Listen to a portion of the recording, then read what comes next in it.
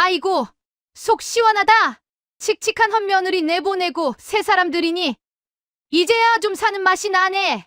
이혼 도장에 잉크도 채 마르지 않은 그날 밤, 시어머니와 전 남편은 최고급 호텔에서 샴페인을 터뜨리며 저를 비웃고 있었습니다. 하지만 그들은 꿈에도 몰랐을 겁니다. 그들이 흥청망청 긁고 있는 그 블랙카드가 방금 쫓아낸 며느리의 명의라는 사실을 말이죠. 화려한 파티가 절정에 달했을 때 울려 퍼진 날카로운 기계음. 비. 손님, 도난 분실 카드로 정지되어 있습니다. 얼굴이 하얗게 질린 전 남편을 내려다보며 저는 비로소 차가운 미소를 지었습니다. 놀라긴 일러. 이제 진짜 지옥이 시작될 테니까. 거짓된 부귀영화를 누리던 시댁의 처절한 몰락, 그 통쾌한 참교육 현장. 시작하기 전에 무료로 눌러주시는 구독과 좋아요, 알림 설정은 똑순이 사랑방에 큰 힘이 됩니다. 지금 어디서 듣고 계신지 댓글 달아주세요. 그럼 지금부터 이야기를 시작하겠습니다. 쾅! 무거운 정막을 깨고 이혼 신고서에 도장이 찍히는 소리가 법원 복도에 유난히 크게 울려 퍼졌습니다. 서울가정법원 앞 차혜령이 10년간의 결혼 생활에 마침표를 찍고 건물을 빠져나오고 있었습니다. 그녀의 표정은 마치 오랫동안 앓던 이를 뺀 사람처럼 시원해 보였지만 눈빛만은 서늘하게 가라앉아 있었죠. 그 뒤를 따라 나온 오태성이 혜령이 사준 이탈리아 명품 수트깃을 거만하게 세우며 비아냥거렸습니다. 야, 차혜령. 너 표정이 왜 그러냐? 10년 동안 모시고 산 남편이랑 헤어지려니까 이제야 실감이 좀 나. 혜령은 대꾸할 가치도 없다는 듯 태성을 쳐다보지도 않고 주차장을 향해 걸음을 옮겼습니다. 태성은 그런 혜령의 반응이 익숙한 듯 콧방귀를 뀌며 뒤통수에 대고 소리쳤습니다. 그래, 실컷 도도한 척 해봐라. 나 오늘 저녁에 호텔에서 세라랑 파티한다. 우리 엄마가 너 나간 기념으로 아주 성대하게 준비하셨거든. 넌 평생 가도 그런 사랑 못 받을 거다. 태성은 법원 정문 앞에 세워둔 자신의 세단으로 다가가며 휴대폰을 꺼내 들었습니다. 마침 대기하고 있던 내연녀 진세라가 차에서 내리며 태성의 팔에 매달렸습니다. 오빠, 어떻게 됐어? 도장 찍었어? 당연하지. 이제 법적으로도 완전 남남이야. 우리 자기, 오래 기다렸지? 아잉, 정말 고생했어, 오빠. 이제 우리 세상이다, 그치? 얼른 가자. 어머님이 호텔에서 목 빠지게 기다리셔. 세라가 태성의 볼에 입을 맞추며 교태를 부렸습니다. 두 사람은 혜령이 멀어져가는 뒷모습을 보며 승리감에 도취된 듯 크게 웃음을 터뜨렸습니다. 그들이 탄 고급 세단이 요란한 배기음을 내며 법원을 빠져나갔지만 혜령은 단 한 번도 뒤돌아보지 않았습니다. 그저 차가운 바람만이 그녀의 쇼컷 머리카락을 스치고 지나갈 뿐이었죠. 그날 저녁 시내 중심가에 위치한 S호텔 연회장은 화려한 샹들리에 조명 아래 사람들로 북적였습니다. 방자영 여사는 오늘이 자기 생일이라도 되는 양 온몸에 금부치를 휘감고 하객들을 맞이하느라 정신이 없었습니다. 그녀의 목에 걸린 굵은 진주 목걸이는 지난달 혜령이 결혼기념일 선물이라며 건넨 것이었지만 방 여사는 뻔뻔하게도 친척들 앞에서 목걸이를 만지작거리며 자랑을 늘어놓았습니다. 아유, 우리 새 며느리 될 아이가 해온 예단 좀 봐요. 센스가 보통이 아니야.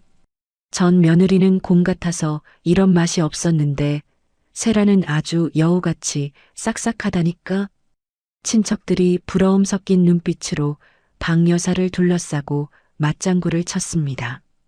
어머 형님, 정말 복도 많으셔. 아들이 인물 훤해. 새 며느리는 임신까지 해서 들어와 거기다 집안도 빵빵하다면서요? 말도 마. 강남에 빌딩이 몇 채라더라. 우리 태성이 이제야 제 짝 만난 거지 뭐. 박 여사는 입이 귀에 걸릴 듯 웃으며 샴페인 잔을 들어 올렸습니다. 그때 화려한 스팽글 드레스를 입은 세라가 태성의 팔짱을 끼고 연회장으로 들어섰습니다. 그녀의 손가락에는 큼지막한 다이아몬드 반지가 번쩍이고 있었습니다. 세라는 연회장을 가득 메운 하객들과 화려한 꽃장식을 보며 속으로 쾌재를 불렀습니다. 이게 다 태성 오빠네 재력이라는 거지. 늙은 전처가 쥐고 있던 거 이제 다 내 거야. 세라는 자신의 불룩한 배를 과시하듯 쓰다듬으며 박 여사에게 다가갔습니다. 어머님, 너무 무리하시는 거 아니에요? 하객들이 이렇게나 많이 오실 줄은 몰랐어요. 아이고, 우리 며느리 왔니? 내 새끼 고생시킨 거 생각하면 이 정도는 약과지. 오늘은 마음껏 즐겨라. 다 너랑 우리 손주를 위한 거니까. 박 여사가 세라의 손을 덥석 잡으며 호들갑을 떨었습니다. 태성 역시 어깨를 으쓱하며 거들었죠. 자기야, 우리 엄마 스케일 알잖아. 앞으로는 이것보다 더 좋은 것만 누리게 해줄게. 오빠만 믿어. 오빠 정말 든든하다. 나 너무 행복해. 세라가 감격에 겨운 척 눈물을 글썽이자 태성은 으스대며 웨이터를 불러 제일 비싼 와인을 주문했습니다.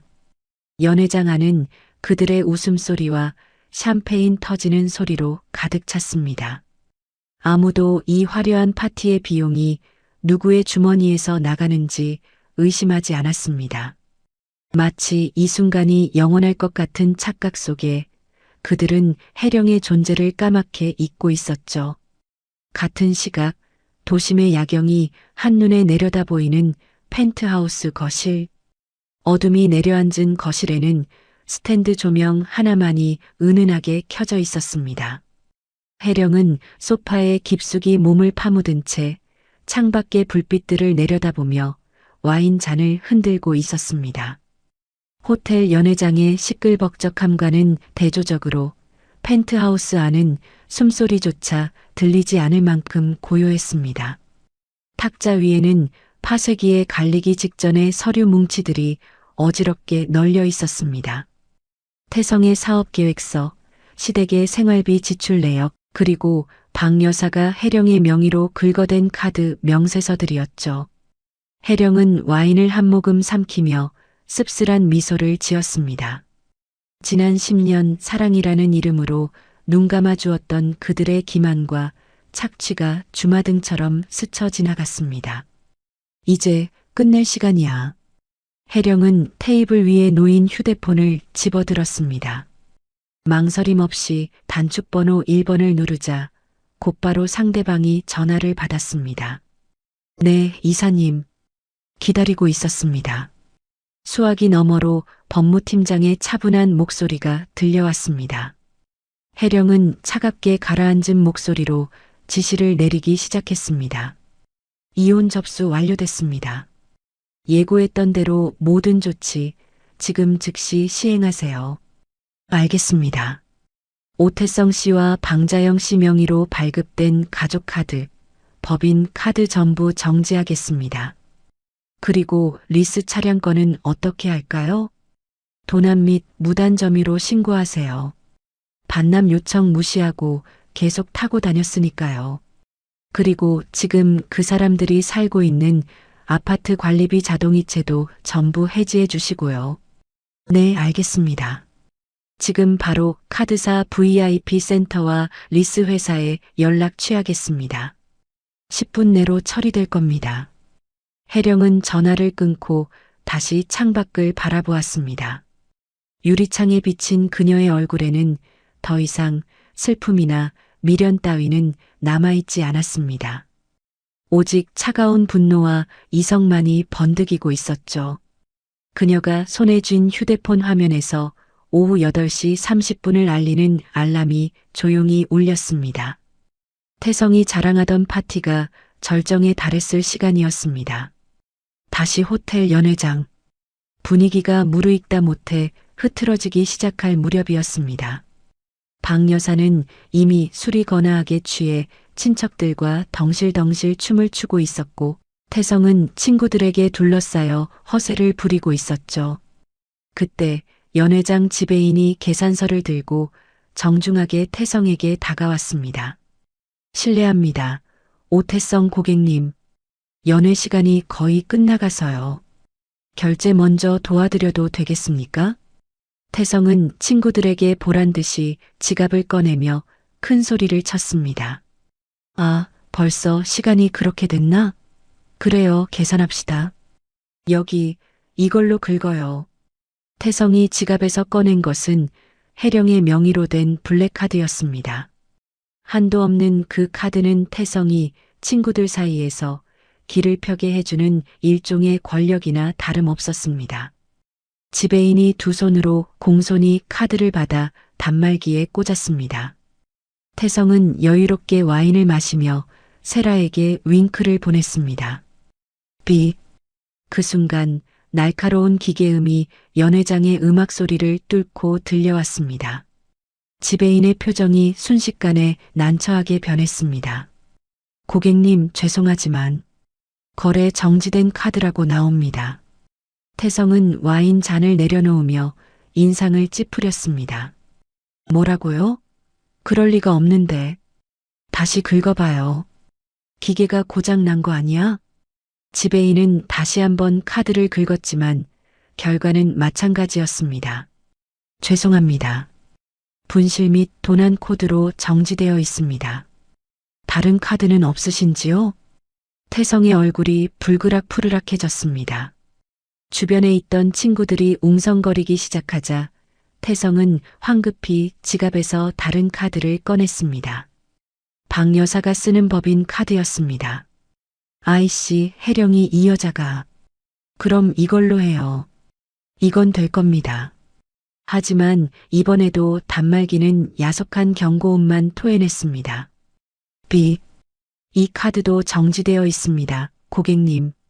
그제야 사태의 심각성을 감지한 태성의 등줄기에 식은땀이 흐르기 시작했습니다. 연회장의 음악 소리가 뚝 끊기고 춤을 추던 박 여사도 멈칫하며 다가왔습니다. 태성아, 왜 그러니? 무슨 문제 있어? 아니, 엄마. 카드가 자꾸 안 긁힌다잖아. 엄마 카드 좀 줘봐요. 박 여사가 떨리는 손으로 핸드백에서 자신의 카드를 꺼내 건넸지만 결과는 똑같았습니다. 지배인의 눈빛이 의심으로 차갑게 변하는 것이 느껴졌습니다. 저기, 세라야, 너 혹시 카드 있니? 일단 내 걸로 맞고 나중에 오빠가 줄게. 태성이 다급하게 세라를 쳐다보았습니다. 하지만 세라는 당황하며 뒷걸음질 쳤습니다. 오빠, 나 지금 지갑 차에 두고 왔는데. 어떻게 이럴 수가 있어? 오빠 부자라며. 하객들의 수군거림이 점점 커졌습니다. 뭐야? 돈도 없으면서 호텔 빌린 거야? 카드가 다 정지됐다는데? 부도난 거 아니야? 망신살이 뻗친 태성은 덜덜 떨리는 손으로 휴대폰을 꺼내 혜령에게 전화를 걸었습니다. 분명 혜령이 앙심을 품고 장난을 친 게 분명했습니다. 뚜뚜. 하지만 신호음 대신 건조한 안내 멘트만이 태성의 귓가를 때렸습니다. 지금 거신 번호는 없는 번호이오니 다시 확인하고 걸어주시기 바랍니다. 태성은 멍하니 휴대폰을 내려놓았습니다. 지배인이 무전기를 들고 보안 요원을 호출하는 소리가 태성의 귓가에 웅웅거리며 울렸습니다. 보안팀, 지금 크리스털 홀로 와주십시오. 무전 취식 상황 발생했습니다. 화려했던 파티장은 순식간에 아수라장으로 변해버렸고 태성은 그 한가운데서 얼어붙은 채 꼼짝도 할 수 없었습니다. 식은땀이 비 오듯 쏟아지는 태성의 등 뒤로 지배인의 단호한 목소리가 비수처럼 꽂혔습니다. 경찰을 부르겠습니다. 무전 취식은 현행범인 거 아시죠? 그 말에 박 여사가 기겁하며 지배인의 팔을 붙잡았습니다. 아이고, 선생님. 경찰이라니요? 우리가 누군지 알아요? 돈이 없는 게 아니라 기계가 이상하다니까요. 내 며느리가 오면 다 해결될 일이에요. 하지만 지배인은 이미 여러 번 겪어본 일이라는 듯 차갑게 팔을 빼냈습니다. 연회장 안의 공기는 이미 싸늘하게 식어 있었죠. 하객으로 온 친척들은 서로 눈치를 보며 수군거리기 시작했습니다. 형님, 이게 무슨 망신이에요?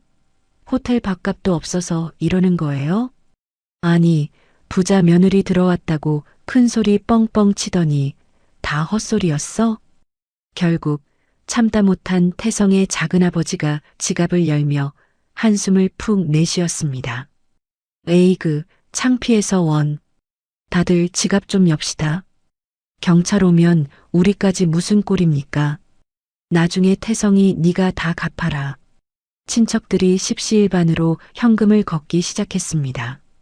빳빳한 지폐가 테이블 위에 던져질 때마다 태성은 얼굴이 화끈거려 고개를 들 수 없었습니다. 박 여사는 억지 웃음을 지으며 손을 비벼댔습니다. 아유 서방님, 제가 내일 당장 2배, 아니 3배로 갚을게요.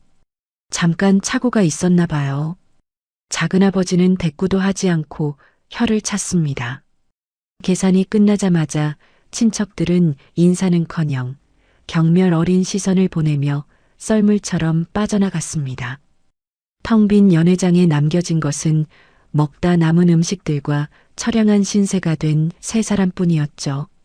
세라는 입술을 잘근잘근 씹으며 태성을 쏘아보았습니다. 오빠, 이게 뭐야? 내 친구들도 다 봤잖아. 쪽팔려서 어떻게 얼굴을 들고 다녀? 태성은 넥타이를 거칠게 풀어헤치며 신경질적으로 소리쳤습니다. 나도 미치겠으니까 조용히 좀 해. 혜령이 이 여자가 작정하고 엿먹인 거라고. 일단 집에 가서 따져야겠어. 3사람은 도망치듯 호텔 로비로 내려왔습니다. 태성은 발레 파킹 데스크에 차키를 내밀며 애써 폼을 잡으려 했지만 손은 덜덜 떨리고 있었죠. 잠시 후 주차 요원이 태성의 고급 세단을 로비 앞으로 끌고 왔습니다. 태성은 서둘러 차에 타려고 리모컨 키를 눌렀습니다. 하지만 차는 묵묵부답이었습니다. 딸깍딸깍. 아무리 버튼을 눌러도 문은 열리지 않았고 사이드 미러조차 펴지지 않았습니다. 뭐야, 왜 이래? 배터리가 나갔나? 태성이 차 문 손잡이를 잡고 흔들며 당황해할 때였습니다. 요란한 사이렌 소리와 함께 경찰차 한 대가 로비 앞에 급정거했습니다. 경찰 2명이 차에서 내려 태성에게 다가왔습니다. 오태성 씨 되십니까? 태성은 경찰을 보자마자 반색하며 소리쳤습니다. 아, 경찰관님. 마침 잘 오셨습니다.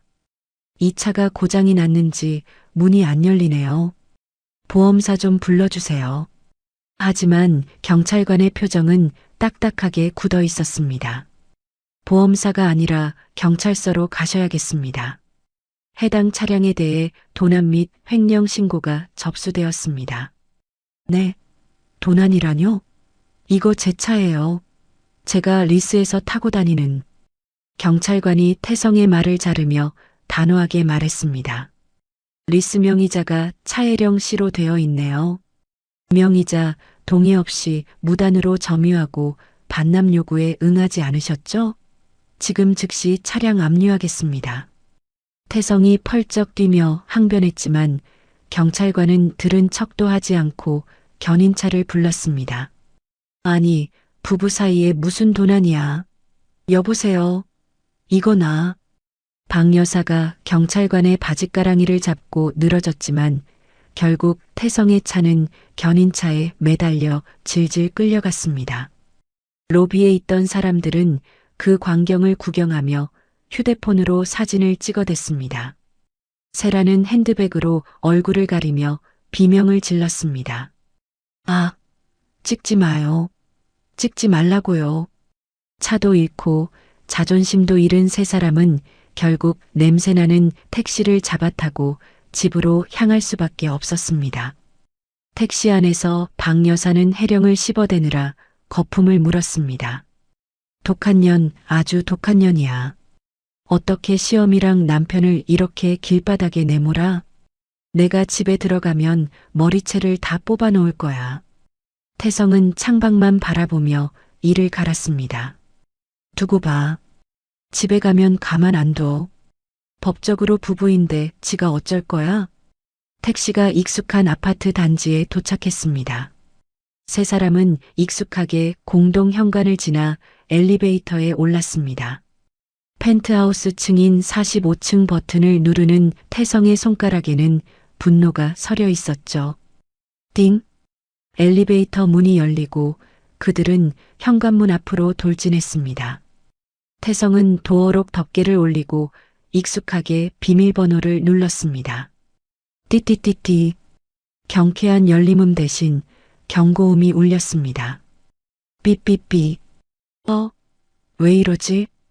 태성은 다시 한번 천천히 번호를 눌렀습니다. 하지만 결과는 같았습니다. 번호를 바꿨나 보네. 문 열어. 차혜령, 문 열어. 태성이 현관문을 주먹으로 쾅쾅 두드렸습니다. 박 여사도 합세하여 문을 발로 차며 소리쳤습니다. 얘가 어디라고 문을 걸어 잠가. 시어미가 왔는데 문 안 열어. 그때 인터폰 스피커에서 지지직거리는 잡음과 함께 낯선 남자의 목소리가 흘러나왔습니다. 누구십니까? 태성이 인터폰 화면을 노려보며 소리쳤습니다. 누구긴 누구야. 이 집 주인이다. 안에 해령이 있지? 당장 나오라고 해. 하지만 스피커 너머의 목소리는 너무나도 침착하고 사무적이었습니다. 저는 차혜령 씨의 법률 대리인입니다. 현재 이 집은 차혜령 씨의 단독 명의 자산이며 오태성 씨와 방자영 씨의 거주 권한은 이혼 접수와 동시에 소멸했습니다. 지금 즉시 퇴거하지 않으시면 주거침입 및 업무방해로 경찰을 부르겠습니다. 태성은 기가 막혀 헛웃음을 터뜨렸습니다. 뭐? 주거침입? 웃기고 있네.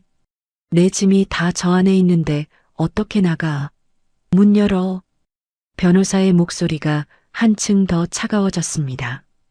귀아들의 짐은 30분 전 포장 이사를 통해 경기도 파주에 있는 물류보관 창고로 이송되었습니다. 보관료는 선불이니 입금 후 찾아가시기 바랍니다. 창고 주소는 문자로 발송해 드렸습니다. 그 말이 끝남과 동시에 인터폰은 뚝 끊겼습니다. 박 여사는 그 자리에 털썩 주저앉았습니다. 뭐라고? 내 밍크 코트? 내 보석함? 그걸 다 창고에 처박았다고? 아이고, 나 죽네. 나 죽어.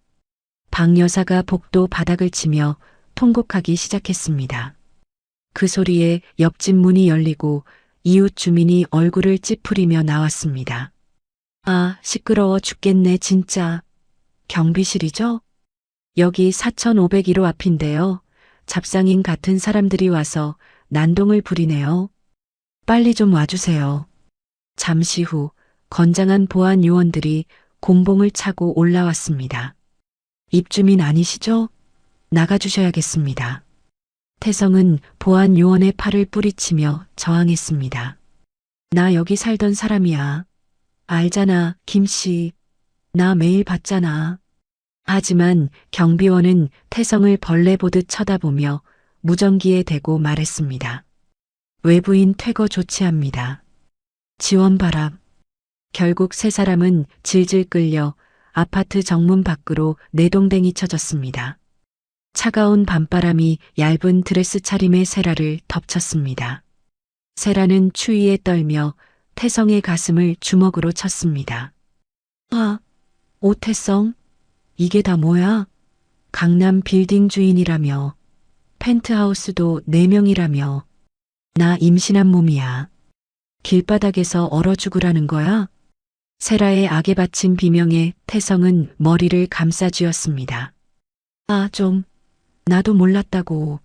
일단 오늘은 어디 가서 자야 할 거 아니야. 태성은 주머니를 뒤져 꼬깃꼬깃한 지폐 몇 장을 꺼냈습니다. 호텔은커녕 모텔비도 안 되는 돈이었습니다. 박 여사는 헝클어진 머리를 매만지며 울먹였습니다. 태성아, 엄마 추워. 어디라도 좀 들어가자. 세 사람은 정처 없이 밤거리를 헤매다 간판불이 반쯤 꺼진 허름한 여인숙을 발견했습니다. 달방 있음이라고 적힌 낡은 종이가 바람에 나부끼고 있었죠. 일단 저기라도 가자. 태성이 앞장서서 여인숙 안으로 들어갔습니다. 퀴퀴한 곰팡이 냄새가 코를 찔렀습니다. 카운터에 앉아있던 주인 할머니는 그들의 화려한 옷차림과 꼬질꼬질한 몰골을 번갈아 보더니 열쇠 하나를 툭 던져주었습니다. 선불이여. 물은 셀프고. 좁디 좁은 방에 들어서자마자 바퀴벌레 한 마리가 장판 틈으로 후다닥 숨어버렸습니다. 새라는 비명을 지르며 침대도 없는 바닥에 가방을 던졌습니다. 나 여기서 못 자. 절대 못 자. 오빠가 해결해. 당장 호텔 잡아오라고. 박 여사도 좁은 방구석에 쭈그리고 앉아 신세 한탄을 시작했습니다. 내가 전생에 무슨 죄를 지어서 며느리 하나 잘못 들여서 이 고생을 하니. 그때였습니다. 태성의 주머니에 있던 휴대폰이 징징 울리기 시작했습니다. 징징? 태성은 혜령이 마음을 돌려 전화한 것이길 바라며 급히 화면을 확인했습니다. 하지만 액정에 뜬 것은 카드사의 독촉 문자였습니다. 국민카드 오태성님, 금일 결제 대금 1,500만 원이 미납되었습니다. 즉시 납부 바랍니다. 징? 신한카드 리볼빙 잔액 및 연체 이자 포함 800만 원. 징? 현대캐피탈 차량 리스료 미납 및 위약금 청구서. 문자는 폭탄처럼 쏟아져 들어왔습니다. 1분 간격으로 울리는 진동 소리가 마치 카운트다운처럼 태성의 심장을 조여왔습니다. 태성은 휴대폰을 쥔 손을 부들부들 떨며 바닥에 주저앉았습니다. 어두컴컴한 여인숙방 곰팡이 핀 천장을 바라보는 태성의 눈동자가 공포로 흔들렸습니다. 이게 꿈이 아니야. 그제야 태성은 자신이 발 디디고 서 있던 땅이 사실은 혜령이 만들어준 얇은 얼음판이었다는 것을 깨달았습니다. 그리고 그 얼음은 이미 산산조각이 나버린 뒤였죠. 다음 날 아침 8시 여인숙의 얇은 합판 문이 부서질 듯 쾅쾅 울리는 소리에 쪽잠을 자던 세 사람은 소스라치게 놀라 깨어났습니다. 누구세요? 태성이 겁먹은 목소리로 물었지만 대답 대신 문고리가 뜯겨나갈 듯 돌아가더니 문이 벌컥 열렸습니다. 좁은 방 입구에는 덩치가 산만한 남자 셋이 험상궂은 표정으로 서 있었습니다. 그들의 등장만으로 방 안의 공기가 서늘해졌습니다. 방자영 씨 계시죠? 문 두드릴 때 빨리빨리 좀 나옵시다. 가장 앞에 선 남자가 구두를 신은 채 방 안으로 성큼성큼 들어왔습니다. 박 여사는 사색이 되어 이불을 끌어올리며 뒤로 물러났습니다. 누구신데 남의 방에 신발을 신고 들어와요? 누구긴요? 돈 받으러 왔지. 아줌마 지난달에 우리 사무실에서 3억 당겼었잖아요. 며느리 사업 자금 급하다고 다음 달에 갚는다고 각서 쓰고. 남자가 품에서 꼬깃꼬깃한 차용증을 꺼내 박 여사 얼굴 앞에 흔들어 보였습니다. 태성은 눈을 비비며 그 종이를 낚아채듯 확인했습니다. 분명 어머니 박 여사의 필체였고 보증인 란에는 차혜령이라는 이름이 적혀 있었습니다. 물론 도장은 막도장이었죠. 엄마, 이게 뭐야? 3억? 혜령이 몰래 이런 돈을 썼어? 태성이 비명을 지르듯 소리쳤습니다. 박 여사는 태성의 시선을 피하며 웅얼거렸습니다. 아니, 혜령이가 부자니까 금방 갚아줄 줄 알았지. 내가 쓴 돈은 얼마 안 돼. 다 너희들 품위 유지시켜주느라. 아줌마, 핑계는 나중에 대시고 오늘이 상환일입니다. 이자까지 합쳐서 3억 5천. 당장 내놓으쇼. 사채업자가 위협적으로 다가오자 태성이 앞을 막아서며 말했습니다. 잠깐만요. 우리 지금 빈털터리인 거 안 보입니까? 며칠만 시간 주면 어떻게든. 시간? 우리한테 시간은 곧 돈이야. 돈 없으면 몸으로 때워야지. 아줌마, 따라와요. 장기라도 팔아서 갚아야지 어쩌겠어? 남자가 박 여사의 팔목을 거칠게 낚아챘습니다. 박 여사가 사람 살려 라고 비명을 지르며 바닥에 드러누웠습니다. 좁은 방 안은 순식간에 아수라장이 되었습니다. 그때였습니다. 구석에 웅크리고 있던 세라의 핸드백 안에서 진동 소리가 요란하게 울렸습니다. 세라는 험악한 분위기에 눌려 전화를 받을 생각도 못하고 가방을 움켜쥐고만 있었죠. 사채업자 중 뒤편에 서 있던 눈매가 날카로운 남자가 세라를 유심히 쳐다보았습니다. 그의 눈이 가늘어지더니 입꼬리가 비릿하게 올라갔습니다. 형님, 잠깐만요. 저 여자 어디서 많이 봤는데. 남자가 세라 앞으로 다가가 턱을 치켜들었습니다. 세라는 황급히 고개를 돌렸지만 남자는 확신에 찬 목소리로 소리쳤습니다. 야, 너 진세라 아니야? 꽃뱀 진세라. 세라의 어깨가 눈에 띄게 움찔했습니다. 태성은 영문을 모르겠다는 표정으로 사채업자와 세라를 번갈아 보았습니다. 꽃뱀이라니요? 무슨 소리입니까? 이 여자는 모 기업 회장님 딸인데요. 사채업자들은 태성의 말에 배를 잡고 웃음을 터뜨렸습니다. 회장님 딸? 푸아하. 형씨, 사람 볼 줄 진짜 모르네. 얘 전주 마담 딸이야. 내가 2년 전에 얘 뒤처리해 주느라 얼마나 고생했는데. 야, 진세라. 여기서 또 뵙네? 이번엔 누굴 공사 친 거야? 태성의 얼굴이 하얗게 질렸습니다. 그가 천천히 고개를 돌려 세라를 바라보았습니다. 세라야. 아니지. 저 사람들이 하는 말 다 거짓말이지? 세라는 더 이상 숨길 수 없다는 것을 깨달았는지 떨고 있던 어깨를 펴고 표정을 싹 바꿨습니다. 순진해 보이던 눈망울은 온데간데 없고 도끼 어린 눈빛만이 남았습니다. 그래, 나 정가 있다. 그래서 뭐? 어차피 니들 돈 보고 접근한 건데 돈도 없는 거지들이 무슨 말이 많아? 세라가 태성의 멱살을 잡고 흔들며 악을 썼습니다. 야, 오태성, 네가 뭐라 그랬어? 강남 빌딩이 4명이라며. 네가 알부자라며. 다 마누라 돈이었어? 나도 너한테 속았어. 이 사기꾼 새끼야. 태성은 멍하니 세라의 손에 흔들리다 뒤늦게 정신을 차리고 세라를 밀쳐냈습니다. 뭐? 사기꾼? 너 임신했다는 건 우리 복덩이는 어쩔 건데. 세라가 바닥에 침을 뱉으며 비웃었습니다. 임신? 웃기고 있네. 배에 솜 넣은 거야. 너 같은 놈 애를 내가 왜 가져? 돈 냄새 맡고 온 건데 똥 냄새만 진동을 하네. 세라가 윗옷을 걷어 올리자 불룩했던 배가 쑥 들어가고 뱃속에서 두툼한 손뭉치가 떨어져 나왔습니다. 태성은 충격에 입을 다물지 못했습니다. 어머니 박 여사는 그 자리에 실신하듯 쓰러졌습니다. 아이고, 우리 집안 다 망했네. 며느리 쫓아내고 들인 게 꽃뱀이라니. 사채업자 팀장이 혀를 차며 지저분한 싸움을 중재했습니다.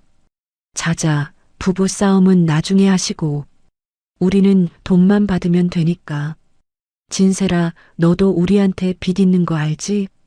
너 여기서 도망 못 간다. 셋 다 돈 토해낼 때까지 이 방에서 한 발짝도 못 나가. 사채업자들이 방문을 가로막고 팔짱을 꼈습니다.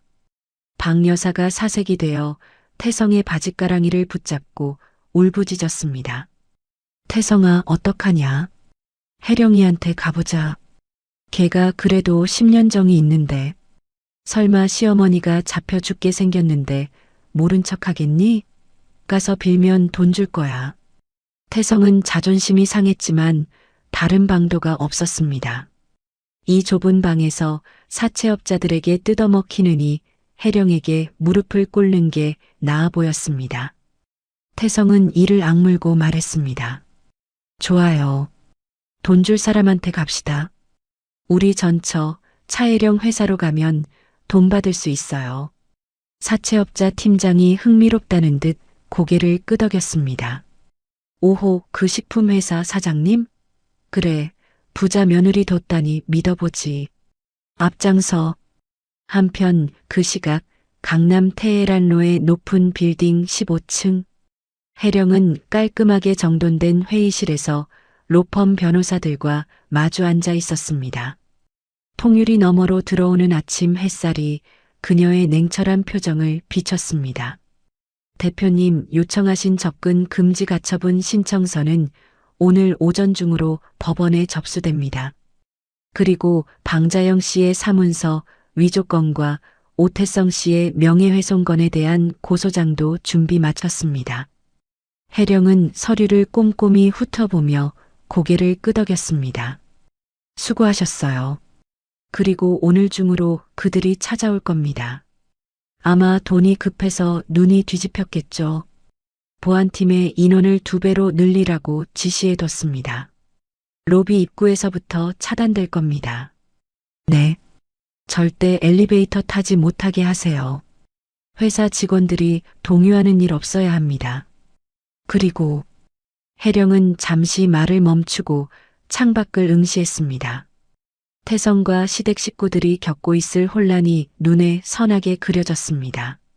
하지만 그녀의 마음에 동정심은 한 조각도 남아있지 않았습니다. 그들이 난동을 부리면 바로 경찰에 신고하세요. 합의는 없습니다. 알겠습니다. 철저하게 대응하겠습니다. 변호사들이 나가고 혼자 남은 회의실 혜령은 쓰고 있던 만년필을 탁 소리나게 내려놓았습니다. 이제 시작이야. 뼈저리게 느껴봐. 당신들이 무시했던 내 존재가 얼마나 컸는지. 1시간 뒤 혜령의 회사 로비 회전문이 돌아가며 기이한 일행이 들어섰습니다.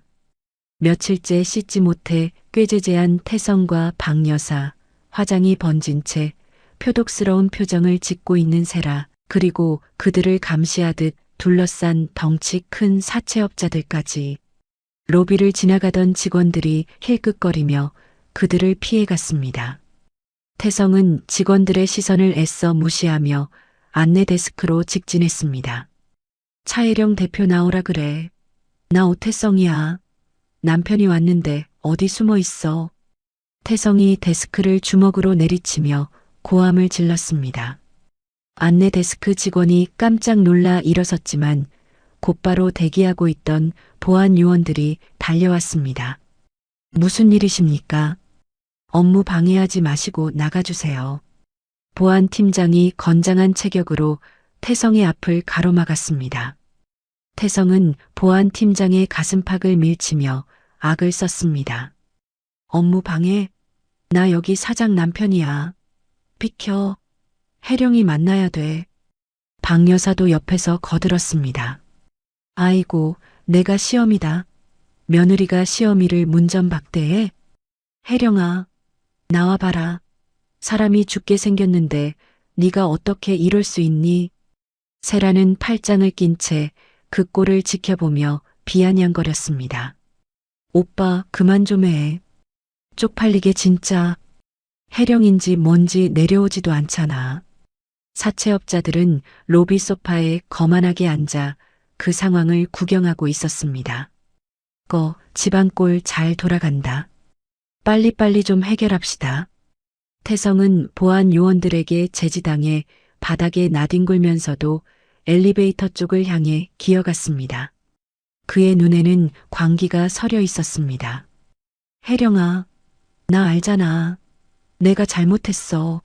한 번만 만나줘. 제발.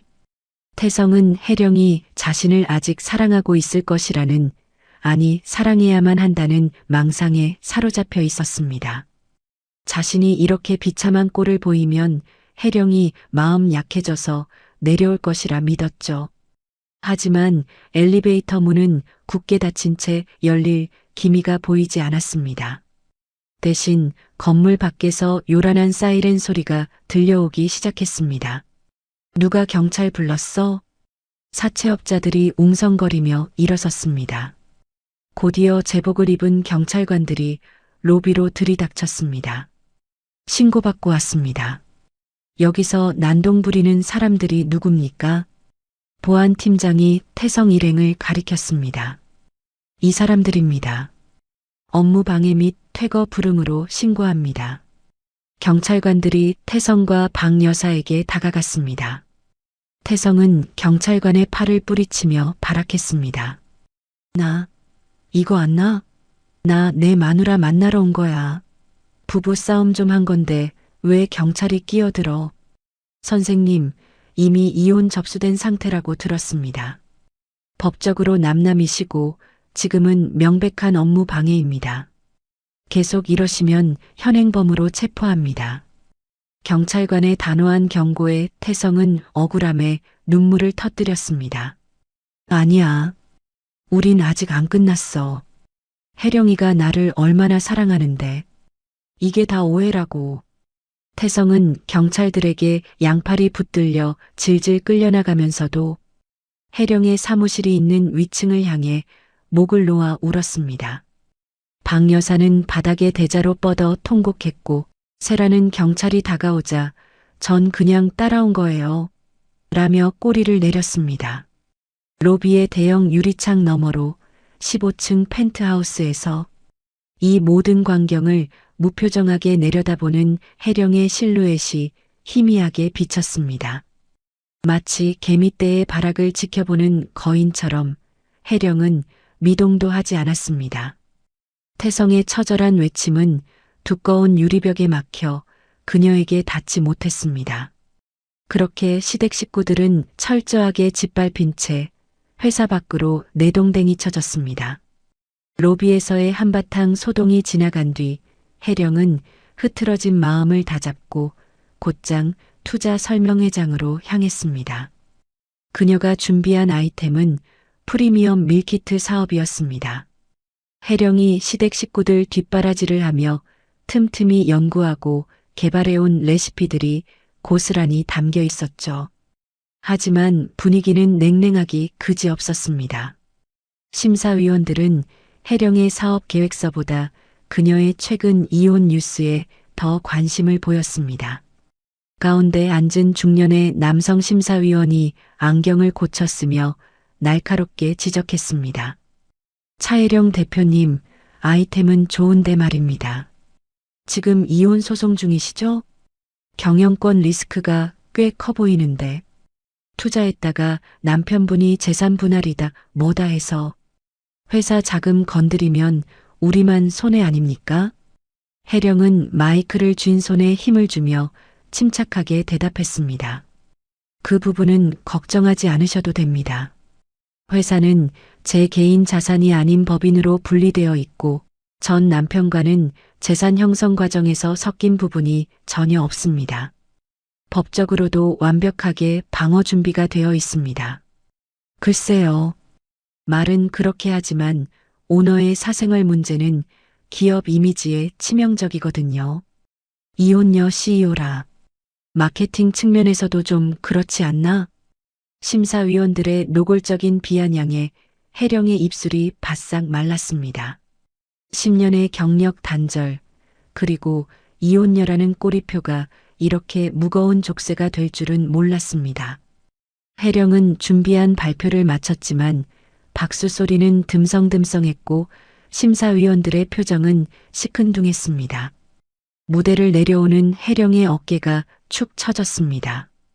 결국 내 능력만으로는 안 되는 건가? 혜령이 씁쓸한 표정으로 행사장 출구를 나서려던 그때였습니다. 잠시만요, 차혜령 대표님. 뒤에서 낮고 묵직한 목소리가 들려왔습니다. 혜령이 고개를 돌리자 훤칠한 키에 딱 떨어지는 네이비색 수트를 입은 남자가 서 있었습니다. 국내 최대 투자사 KW 인베스트먼트의 대표 강우진이었습니다. 우진은 정중하게 명함을 건네며 혜령의 눈을 똑바로 응시했습니다. 발표 잘 들었습니다. 저는 KW 인베스트먼트의 강우진입니다. 시간 괜찮으시면 잠시 이야기 좀 나눌 수 있을까요? 혜령은 얼떨떨한 표정으로 명함을 받아들었습니다. 아, 네. 안녕하세요. 근데 제 발표? 반응이 별로 안 좋았던 것 같은데요. 우진이 희미하게 미소를 지으며 고개를 저었습니다. 심사위원들은 리스크만 보느라 진짜를 놓쳤더군요. 저는 대표님이 제시한 시장 분석 데이터와 수익 모델 구조를 봤습니다. 특히 1인 가구 타겟팅 전략은 소름 돋을 정도로 정교하더군요. 그건 책상 물림들이 흉내낼 수 있는 게 아닙니다. 혜령의 눈이 커졌습니다. 누구도 알아봐주지 않았던 그녀의 노력을 이 낯선 남자는 꿰뚫어 보고 있었습니다. 단순히 자금만 지원하는 게 아닙니다. 제 네트워크와 마케팅 노하우를 태워드리고 싶습니다. 대표님의 레시피라면 충분히 승산 있습니다. 우진의 확신에 찬 눈빛에서 혜령은 잊고 있었던 뜨거운 무언가가 가슴속에서 꿈틀거리는 것을 느꼈습니다. 감사합니다. 제 가치를 알아봐 주셔서요. 감사는 계약서 쓰고 하시죠. 다음 주에 사무실로 오십시오. 우진은 짧고 강렬한 인상을 남긴 채 뒤도 돌아보지 않고 멋지게 걸어나갔습니다. 혜령은 그 뒷모습을 한참이나 바라보았습니다. 절망의 끝에서 만난 동아줄 같았습니다. 일주일 후 강남의 KW 인베스트먼트 대회의 실, 혜령은 긴장된 표정으로 두툼한 투자 계약서에 도장을 찍었습니다. 우진은 맞은편에서 그 모습을 흐뭇하게 지켜보다가 손을 내밀었습니다. 축하합니다, 차 대표님. 이제 우리는 한 배를 탔습니다. 잘 부탁드립니다, 강 대표님. 실망시켜드리지 않겠습니다. 두 사람의 손이 맞잡혔습니다. 우진의 손은 크고 따뜻했습니다. 그리고 한 가지 더. 저희 법무팀을 붙여드리겠습니다. 개인적인 일. 전 남편분 문제로 시끄러우신 것 같던데 사업에 집중하시려면 주변 정리부터 확실히 하는 게 좋으니까요. 혜령은 깜짝 놀라 우진을 쳐다보았습니다. 제 개인사까지 신경 써주시는 건가요? 투자자로서 리스크 관리 차원입니다. 그리고 제 파트너가 억울한 일 당하는 꼴은 못 보는 성격이라서요. 우진의 담백하면서도 배려 섞인 말에 혜령의 얼굴이 살짝 붉어졌습니다. 태성에게서는 한 번도 느껴보지 못한 든든함이었습니다. 그날부터 혜령과 우진은 밤낮 없이 붙어 다녔습니다. 신제품 개발을 위해 공장을 답사하고 마케팅 회의를 하며 도시락으로 끼니를 때우는 날들이 이어졌습니다. 일은 고되었지만 혜령은 살아있음을 느꼈습니다. 우진은 혜령의 의견을 존중해 주었고 혜령이 놓치는 부분을 세심하게 챙겨 주었습니다. 어느 날 늦은 밤 사무실에 단둘이 남아 야근을 하던 중이었습니다. 우진이 따뜻한 커피와 샌드위치를 혜령의 책상 위에 올려놓았습니다. 좀 쉬어가면서 하시죠. 눈밑이 퀭합니다. 아, 감사합니다. 이번 시즌 메뉴가 너무 중요해서요. 신경 쓸 게 많네요. 혜령이 기지개를 켜며 웃자 우진이 책상 한쪽에 놓인 혜령의 낡은 노트를 가리키며 말했습니다. 사실 저 대표님 팬이었습니다. 네, 팬이라니요? 10년 전 대학원생 시절에 쓰신 논문 현대인 식생활 변화와 HMR 시장의 미래. 그거 읽고 충격받았었거든요. 그때부터 이분은 꼭 만나보고 싶다 생각했었는데 이렇게 비즈니스 파트너로 만나게 될 줄은 몰랐습니다. 혜령은 멍하니 우진을 바라보았습니다. 그 논문은 결혼과 동시에 시댁 뒷바라지에 치여 잊고 살았던 그녀의 꿈이자 자존심이었습니다. 그걸 기억하세요? 아무도 안 읽는 논문이었는데 저한테는 바이블이었습니다. 그러니까 자신감을 가지세요. 차혜령 씨는 누구보다 빛나는 사람입니다. 누군가의 아내나 며느리가 아니라 그냥 차혜령 자체로요. 우진의 진심 어린 고백에 혜령의 눈시울이 붉어졌습니다.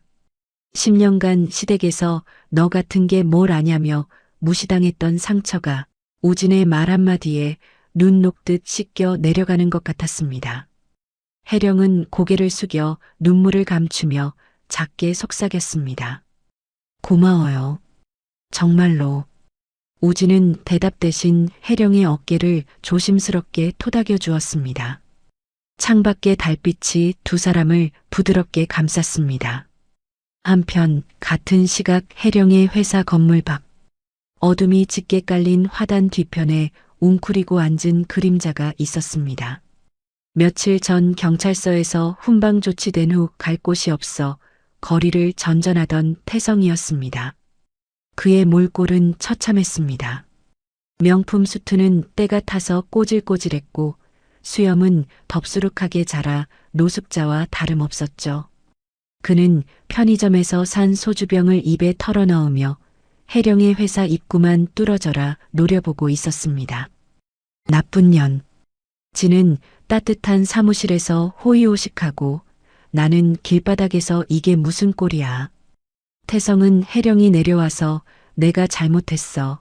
다시 돌아와 줘라고 빌기만을 기다리고 있었습니다. 자신의 처지를 비관하면서도 모든 원인을 혜령 탓으로 돌리는 못난 버릇은 여전했습니다. 그때 로비에 불이 꺼지고 회전문이 돌아가며 두 남녀가 걸어 나왔습니다. 혜령과 우진이었습니다. 태성은 소주병을 쥔 손에 힘을 주며 몸을 숨겼습니다. 혜령은 환하게 웃고 있었습니다.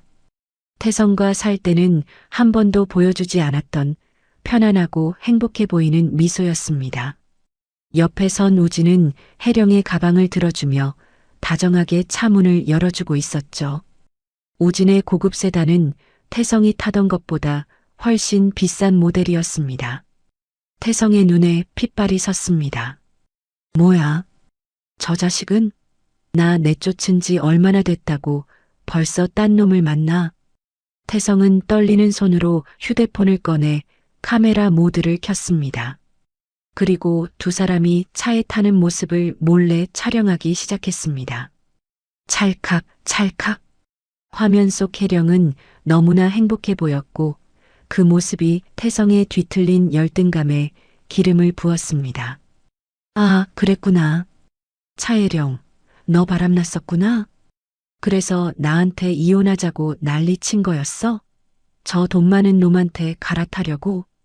태성은 혼자만의 망상 소설을 써내려가며 킬킬거렸습니다. 그래, 이거야. 이게 증거라고. 네가 불륜 저질러서 가정이 파탄 난 거라고 뒤집어 씌우면 위자료는커녕 내 재산 내가 다 뺏어올 수 있어. 태성은 녹화된 영상을 확인하며 비릿한 웃음을 흘렸습니다. 박 여사와 세라가 있는 여인숙으로 돌아가는 그의 발걸음이 아까와는 다르게 가벼워졌습니다. 또다시 비열한 음모가 꿈틀거리고 있었습니다. 그 시각 우진의 차 안. 혜령은 조수석에 앉아 차창 밖으로 흐르는 야경을 바라보았습니다. 예전에는 답답하게만 느껴졌던 서울의 밤거리가 오늘따라 유난히 아름답게 보였습니다. 대표님, 내일 브랜드 런칭쇼 준비는 다 되셨죠? 운전대를 잡은 우진이 부드럽게 물었습니다. 네, 덕분에요. 내일이 정말 기대돼요. 잘 될 겁니다. 제가 보장하죠. 우진이 혜령을 보며 싱긋 웃었습니다. 혜령도 마주보며 미소 지었습니다. 차는 부드럽게 코너를 돌아 한강변 도로를 달렸습니다. 혜령은 마음속으로 다짐했습니다. 다시는 과거로 돌아가지 않겠다고. 이 남자와 함께라면, 그리고 내일을 다시 시작할 수 있다면 어떤 시련이 와도 이겨낼 수 있을 것 같았습니다. 하지만 그녀는 아직 모르고 있었습니다. 어둠 속에서 그녀를 노리는 태성의 비열한 카메라 렌즈가 곧 그녀의 가장 빛나는 순간을 겨누게 될 것이라는 사실을요. 폭풍 전야의 밤은 그렇게 깊어가고 있었습니다. 챕터 5 찬란한 비상과 어둠 속의 시선. 드디어 해령의 프리미엄 밀키트 브랜드 더 테이블의 런칭 쇼케이스 날이 밝았습니다. 행사가 열리는 호텔 그랜드 볼룸은 시작 전부터 인산인해를 이루었습니다. 유명 인플루언서들과 방송사 카메라들이 좋은 자리를 차지하기 위해 경쟁을 벌였고 입구에는 각계각층에서 보낸 축하 화환이 줄을 지어 서 있었죠. 무대 뒤 대기실 해령은 떨리는 손으로 마이크를 꽉 쥐고 있었습니다. 10년 만에 다시 서는 세상 앞이었습니다. 거울 속에 비친 그녀는 더 이상 시댁의 눈치만 보며 낡은 티셔츠를 입던 며느리가 아니었습니다. 몸에 딱 떨어지는 세련된 화이트 수트를 입고 당당한 눈빛을 한 CEO 차혜령이 서 있었습니다. 똑똑. 노크 소리와 함께 우진이 대기실 문을 열고 들어왔습니다. 대표님, 준비되셨습니까? 밖에 열기가 대단합니다. 다들 차혜령 대표님을 기다리고 있어요. 강 대표님, 저 잘할 수 있겠죠? 갑자기 다리가 떨리네요. 혜령이 긴장된 표정으로 가슴에 손을 얹자 우진이 다가와 따뜻한 눈빛으로 그녀를 바라보았습니다. 그럼요. 오늘의 주인공은 당신입니다.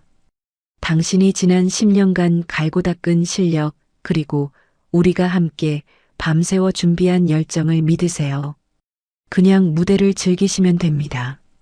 우진의 든든한 응원에 혜령은 깊게 심호흡을 했습니다. 꽉 막혀있던 숨통이 트이는 기분이었습니다. 네, 다녀올게요. 혜령은 우진을 향해 환하게 미소 짓고는 씩씩한 발걸음으로 무대를 향해 걸어 나갔습니다. 화려한 조명이 켜지고 혜령이 무대 중앙에 등장하자 장내가 떠나갈 듯한 박수와 함성으로 가득 찼습니다. 반갑습니다. 더 테이블의 대표 차혜령입니다.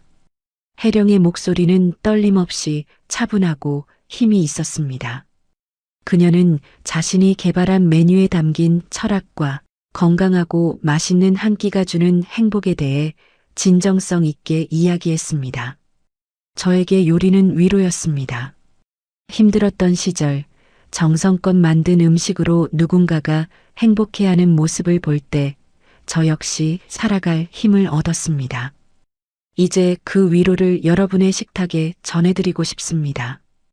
혜령의 진심 어린 스피치에 객석 곳곳에서 감동의 눈물을 훔치는 사람들이 보였습니다. 플래시 세례가 쏟아졌고 혜령은 그 빛 속에서 누구보다 빛나고 있었습니다. 쇼케이스는 대성공이었습니다. 준비된 시식 코너의 음식은 순식간에 동이 났고 현장에서 체결된 선주문 계약만 해도 목표치를 훌쩍 넘겼습니다. 행사가 끝나고 이어진 기자 회견장. 기자들의 질문이 쏟아졌습니다.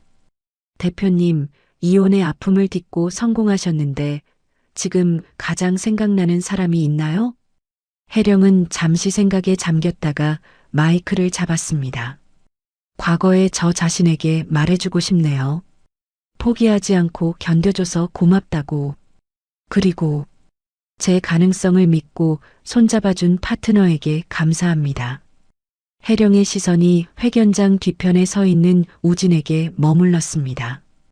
우진도 혜령을 바라보며 조용히 고개를 끄덕였습니다. 두 사람 사이에 무언의 신뢰와 애정이 오갔습니다. 그날 저녁 태성 일가가 묵고 있는 여인숙. 곰팡이가 핀 좁은 방 한 구석에 낡은 브라운관 TV가 윙윙거리는 소리를 내며 켜져 있었습니다. 박 여사는 편의점에서 사온 컵라면을 후루룩거리며 채널을 돌리고 있었죠. 아휴, 볼 것도 없네. 뉴스나 볼까? 화면이 바뀌고 연예 뉴스 프로그램이 나왔습니다. 오늘의 핫 이슈입니다. 이혼의 아픔을 딛고 화려하게 비상한 CEO, 차혜령 대표의 브랜드 런칭 현장을 다녀왔습니다. 리포터의 들뜬 목소리와 함께 화면 가득 혜령의 환한 얼굴이 클로즈업 되었습니다. 젓가락으로 면발을 집어 올리던 박 여사의 손이 허공에서 멈췄습니다. 뭐야? 저거 혜령이 아니니? 방구석에 누워 휴대폰 게임을 하던 태성이 벌떡 일어났습니다. 혜령이가 왜 TV에 나와? 태성과 세라도 TV 앞으로 달려들었습니다. 화면 속 혜령은 다이아몬드 귀걸이를 하고 우아한 자태를 뽐내며 인터뷰를 하고 있었습니다. 그 뒤로는 전 제품 완판, 주가 상한가 기록이라는 자막이 화려하게 지나갔습니다. 아니, 저 옷, 저 귀걸이, 저거 다 내가 갖고 싶어 했던 건데, 전현이 이혼하더니 팔자를 고쳤나? 박 여사가 라면 그릇을 엎으며 바닥을 쳤습니다. 국물이 사방으로 튀었지만 신경 쓸 겨를도 없었습니다. 세라는 화면 속 혜령이 입은 옷 브랜드를 단번에 알아보았습니다. 저 수트, 시사 리미티드 에디션이야. 1,000만 원이 넘는다고. 와, 진짜 대박이다. 오빠, 쟤 원래 저렇게 능력 있었어? 태성은 넋을 잃고 화면을 바라보았습니다. 자신이 알던 혜령은 늘 부엌에서 앞치마를 두르고 밥상을 차리던 모습뿐이었습니다. 저렇게 화려하고 당당한 여자가 자신의 아내였다는 사실이 믿기지 않았습니다. 말도 안 돼. 내 내조 덕분에 성공한 거면서 지 혼자 다 해먹겠다고? 태성의 눈에 질투와 욕망이 이글거렸습니다. 화면 속에서 혜령이 우진과 악수를 하며 웃는 장면이 나오자 태성은 참지 못하고 리모컨을 TV에 던져버렸습니다. 팍! 브라운관 유리에 금이 가며 화면이 지직거렸습니다. 저거 다 내 거야. 내 돈으로 만든 회사라고. 저놈이랑 짝짝꿍해서 내 재산 빼돌린 거야. 태성은 씩씩거리며 방안을 서성거렸습니다. 배신감과 열등감이 그의 이성을 마비시켰습니다. 엄마, 세라야. 잘 봐. 내가 저거 다시 다 찾아올 거야. 혜령이 전현 내가 가만 안 둬. 런칭 파티가 끝난 후 혜령의 회사 옥상 정원. 도심의 야경이 파노라마처럼 펼쳐진 곳에서 혜령과 우진 그리고 직원들이 샴페인 잔을 들고 서 있었습니다. 자, 모두 잔 드세요. 더 테이블의 성공적인 런칭을 위하여. 경쾌한 짠소리와 함께 축배가 이어졌습니다. 직원들의 얼굴에는 성취감과 기쁨이 가득했습니다. 혜령은 한 명 한 명에게 눈을 맞추며 고마움을 전했습니다. 파티가 무르익을 무렵 우진이 혜령에게 다가왔습니다. 잠깐 바람 좀 쐴까요? 두 사람은 난간 쪽으로 걸어갔습니다. 시원한 밤바람이 뜨거웠던 하루의 열기를 식혀주었습니다. 오늘 정말 멋졌습니다, 대표님. 제가 투자한 기업 중에 최고였어요. 다 대표님 덕분이에요. 저 혼자였으면 여기까지 못 왔을 겁니다. 혜령이 수줍게 웃으며 샴페인을 한 모금 마셨습니다. 우진은 주머니에서 작은 상자를 꺼내 혜령에게 건넸습니다. 이게 뭐예요? 런칭 선물입니다. 부담 갖지 말고 열어보세요.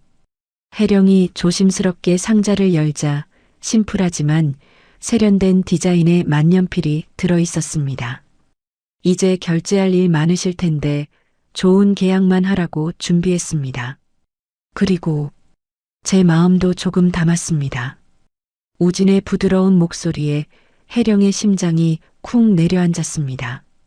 그녀는 만년필을 어루만지며 우진을 올려다보았습니다. 강 대표님, 우진 씨라고 불러주세요. 사석에서는. 저 혜령 씨 비즈니스 파트너로만 남고 싶지 않습니다. 혜령 씨 곁에서 힘이 되어주는 사람이고 싶어요. 우진의 직진 고백에 혜령의 얼굴이 붉게 달아올랐습니다. 지난 10년 사랑이라는 이름에 속아 상처받았던 마음이 우진의 진심 앞에서 조금씩 열리고 있었습니다. 아직은 좀 두려워요. 다시 누군가를 믿는다는 게. 기다리겠습니다. 혜령 씨가 준비될 때까지 천천히 와요. 우진이 혜령의 손을 따뜻하게 감싸주었습니다. 혜령은 그 손을 뿌리치지 않았습니다. 맞잡은 두 손의 온기가 차가운 밤 공기를 녹였습니다. 행복한 웃음소리가 옥상을 가득 채우고 혜령은 난간에 기대어 아래를 내려다보았습니다. 그래, 이제 진짜 내 인생이야. 아무도 방해할 수 없어. 하지만 그 평화는 폭풍 전야의 고요함이었습니다. 어둠이 짙게 깔린 건너편 건물 옥상. 망원 렌즈가 장착된 카메라를 든 누군가가 혜령과 우진을 집요하게 노리고 있었습니다. 찰칵, 찰칵, 찰칵. 셔터 소리가 끈질기게 이어졌습니다. 렌즈 너머로 보이는 태성의 눈은 붉게 충혈되어 있었습니다. 그는 악마처럼 입꼬리를 비틀어 올렸습니다. 웃어? 그래, 실컷 웃어더라. 그 웃음이 비명으로 바뀌는 건 한순간이니까. 태성은 혜령과 우진이 손을 잡고 있는 장면을 정확하게 포착했습니다. 그리고 휴대폰을 꺼내 어딘가로 전화를 걸었습니다. 여보세요? 김 기자님? 네, 접니다. 아주 확실한 거 건졌습니다. 네, 불륜 증거요. 제목은 자극적으로 뽑아주십시오. 재벌가 며느리의 두 얼굴 어떻습니까? 태성의 비열한 웃음소리가 어둠 속으로 흩어졌습니다. 혜령의 가장 빛나는 순간 그녀의 등 뒤로 검은 그림자가 소리 없이 다가오고 있었습니다. 챕터 6늪에서 뻗어온 손. 폭풍은 가장 고요한 아침에 찾아왔습니다. 성공적인 런칭 파티를 마치고 기분 좋게 잠들었던 혜령은 창가로 쏟아지는 햇살에 눈을 떴습니다. 침대 옆 협탁에 놓인 휴대폰을 확인하려 손을 뻗었을 때 그녀는 무언가 잘못되었음을 직감했습니다. 평소라면 일정 알림이나 업무 메일이 와 있어야 할 시간이었지만 휴대폰은 쉴 새 없이 진동하며 화면이 꺼질 틈이 없었습니다. 부재중 전화 수백 통, 그리고 읽지 않은 메시지 수천 개. 혜령의 손끝이 미세하게 떨렸습니다. 그녀는 불안한 예감을 억누르며 가장 위에 떠 있는 링크를 눌렀습니다. 유명 사이버 레카 유튜버 저격왕의 채널이었습니다. 단독 입수, 성공한 여성 CEO 차혜령, 시댁 쫓아내고 불륜, 충격 실체. 자극적인 썸네일에는 혜령의 얼굴에 붉은색 X 표시가 그어져 있었고 옆에는 모자이크 처리된 태성과 혜령이 어젯밤 우진과 함께 있는 사진이 교묘하게 편집되어 있었습니다. 혜령은 숨이 턱 막히는 것을 느끼며 영상을 재생했습니다. 변조된 음성의 유튜버가 앙칼진 목소리로 떠들기 시작했습니다. 자, 여러분. 어제 난리 났던 더 테이블 차혜령 대표 아시죠? 이혼의 아픔을 딛고 일어선 당당한 커리어 우먼? 웃기지 마세요. 제가 오늘 그 가면을 싹 다 벗겨드리겠습니다. 화면이 바뀌고 병원복을 입은 세라가 링거를 꽂은 채 가련한 표정으로 인터뷰를 하고 있었습니다. 물론 얼굴은 흐릿하게 처리되어 있었죠. 흑흑. 저는 그냥 그 집 가정부로 들어갔다가 아드님이랑 눈이 맞은 죄밖에 없어요. 근데 사모님이 저 임신한 거 알고 바르로 배를 차서 우리 아기가.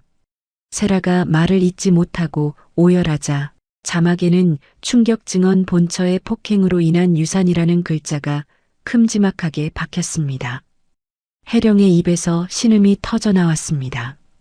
이게 무슨. 이어지는 화면은 더 가관이었습니다.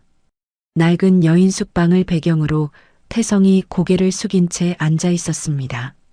제가 능력이 부족해서. 아내한테 얹혀 산 건 맞습니다. 하지만 저를 그렇게 무시하고 제 어머니한테 밥상 한 번 안 차려드리고 결국엔 돈 많은 남자 만나서 저를 빈손으로 내쫓았습니다. 저 10년 동안 진짜 죽은 듯이 살았습니다. 태성은 준비된 대본을 읽는 것처럼 더듬거리면서도 눈물 연기까지 곁들여 피해자 코스프레를 완벽하게 해냈습니다. 영상 말미에는 어젯밤 혜령이 우진의 차에 타는 장면, 옥상에서 손을 잡고 있는 장면이 파파라치 컷처럼 삽입되어 있었습니다.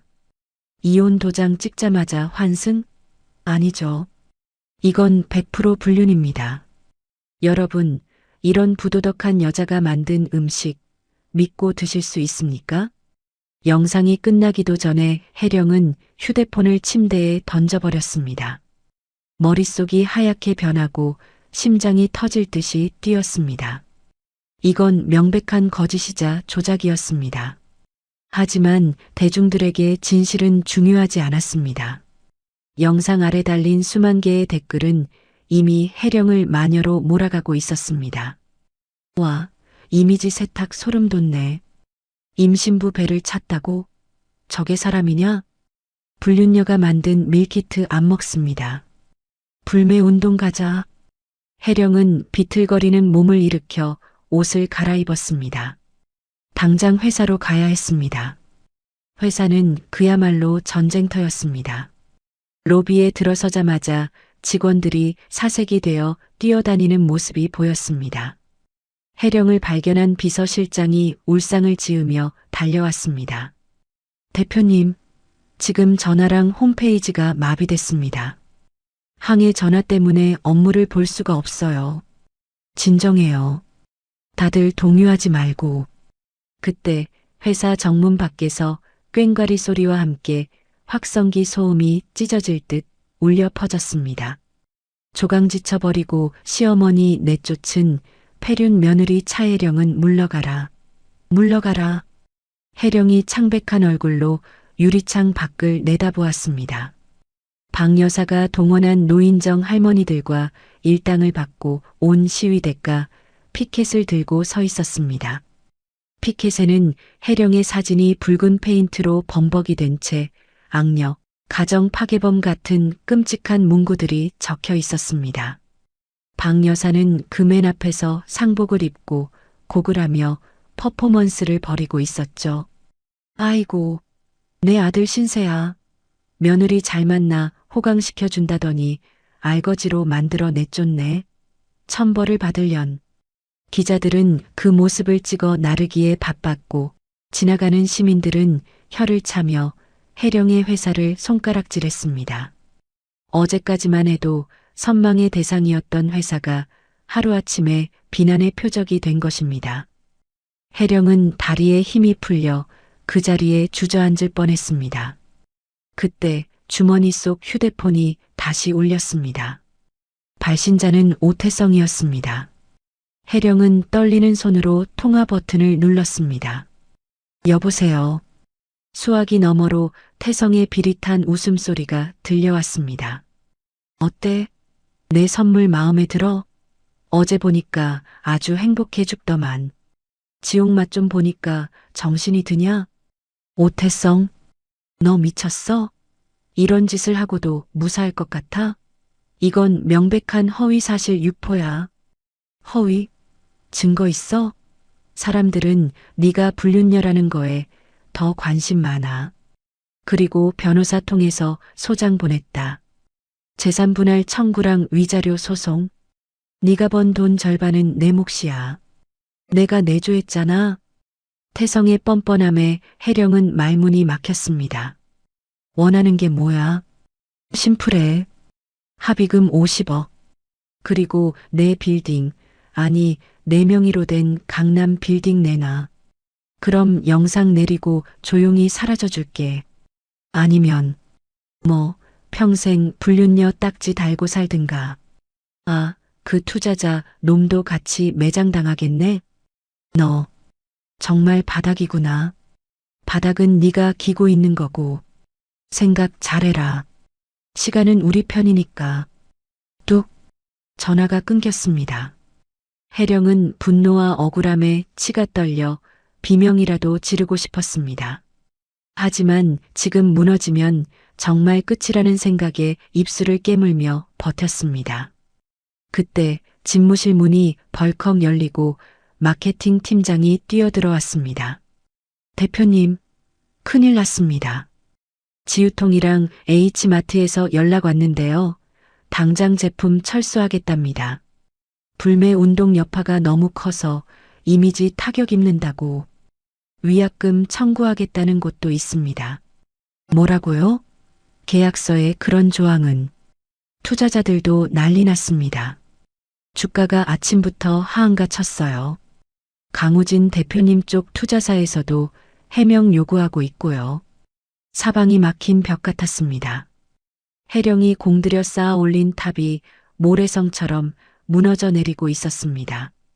그녀는 책상에 엎드려 머리를 감싸쥐었습니다. 귀에서는 이명 소리가 들리고 눈앞이 깜깜해졌습니다. 어떡하지? 나 때문에 우진 씨까지 피해를 보면 두려움이 엄습해 올 때 누군가 혜령의 어깨를 단단히 잡았습니다. 고개를 들자 우진이 서 있었습니다. 평소에 흐트러짐 없는 모습 그대로였지만 눈빛만은 매섭게 빛나고 있었죠. 강 대표님, 죄송해요. 저 때문에. 혜령이 울먹이며 말하자 우진은 단호한 목소리로 말을 잘랐습니다. 죄송하다는 말 지금은 하지 마십시오. 저 사람들은 대표님이 무너지고 울고불고 매달리길 바라는 겁니다. 그 장단에 춤춰주실 겁니까? 우진의 차가운 일갈에 혜령은 정신이 번쩍 들었습니다. 지금부터 감정은 버리세요. 이건 진실 게임이 아니라 여론전이고 법적인 싸움입니다. 울 시간이 있으면 증거를 찾아야죠. 하지만 너무 완벽하게 조작해놨어요. 사람들은 이미 사람들은 자극적인 걸 좋아할 뿐이지 바보는 아닙니다. 팩트로 뒤집으면 그 분노는 배가 되어서 저들에게 돌아갑니다. 우진은 혜령을 일으켜 세우고 소파에 앉혔습니다. 그리고 자신의 태블릿 PC를 꺼내 무언가를 보여주었습니다. 이 영상 분석해봤습니다. 태성 씨가 여인숙에 있다고 했죠? 근데 영상 배경에 찍힌 달력 작년 겁니다. 미리 찍어둔 영상이거나 합성이라는 거죠. 그리고 세라 씨 진단서 확대해 보면 병원 로고가 흐릿합니다. 위조 가능성 큽니다. 혜령은 우진이 가리키는 부분을 자세히 들여다보았습니다. 당황해서 보이지 않았던 허점들이 하나둘씩 눈에 들어오기 시작했습니다. 저들이 급하게 공격하느라 실수를 남겼군요. 맞습니다. 그리고 오태성 씨 도박비 때문에 사채 쓴 정황 포착했습니다. 저한테 정보원이 좀 있거든요. 갑자기 왜 이렇게 무리수를 두나 했더니 똥줄이 탔던 겁니다. 우진의 설명에 혜령의 눈빛이 달라지기 시작했습니다. 두려움은 사라지고 그 자리에 서늘한 이성이 차올랐습니다. 도박이었군요. 그래서 50억을 요구한 거고. 네. 그 협박 전화 녹음하셨습니까? 네. 자동 녹음됐어요. 좋습니다. 그게 결정적인 스모킹 건이 될 겁니다. 그리고 방자영 씨가 시위대 동원한 거, 돈 주고 고용한 증거도 찾아야 합니다. 저들은 지금 범죄를 저지르고 있는 거예요. 우진은 혜령의 손을 꼭 잡으며 눈을 맞췄습니다. 혜령 씨, 혼자 싸우기 안 됩니다. 제가 최고의 로펌 팀이랑 포렌식 전문가 붙여드리겠습니다. 그리고 사설 탐정도 고용했습니다. 세라 씨 뒤를 캐보면 더 더러운 게 나올 겁니다. 혜령은 우진의 손을 맞잡으며 고개를 끄덕였습니다. 고마워요. 우진 씨 덕분에 정신이 드네요. 저 절대 안 져요. 제 인생, 그리고 우리 회사, 저 따위 쓰레기들한테 안 뺏길 거예요. 그 눈빛입니다. 제가 반했던 차혜령 대표님 모습이 우진이 빙긋 웃어 보이자 혜령도 옅은 미소를 지었습니다. 창밖에서는 여전히 박 여사의 악다구니와 시위대의 구호 소리가 들려왔지만 더 이상 두렵지 않았습니다. 혜령은 자리에서 일어나 거울을 보며 흐트러진 머리를 묶었습니다. 그리고 인터폰을 눌러 비서실장을 호출했습니다.